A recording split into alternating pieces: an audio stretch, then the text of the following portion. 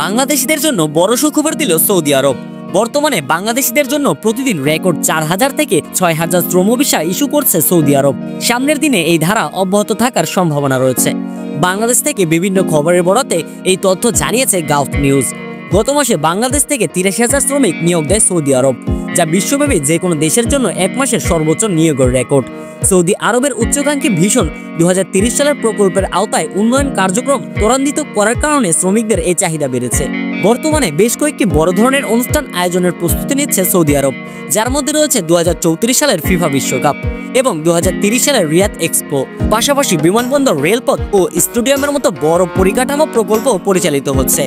এই উদ্যোগগুলো দ্রুত বাস্তবায়ন করতে মধ্যপ্রাচ্যের তেল প্রধানধনী দেশটিতে একটি বৈচিত্র্যময় শ্রমশক্তির প্রয়োজনীয়তা তৈরি করছে।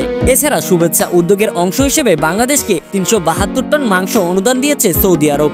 বাংলাদেশের পররাষ্ট্র মন্ত্রণালয়ের একজন কর্মকর্তা জানিয়েছেন, এই মাংস দেশের 64 জেলার 95টি এলাকার অনাথ, মাদ্রাসা ও অসহায় মানুষদের মধ্যে বিতরণ করা হবে, যা সত্যি আমাদের দেশের জন্য একটি বড় পাওয়া এবং বাংলাদেশের অর্থনীতিকে আরও উন্নত করে তুলবে।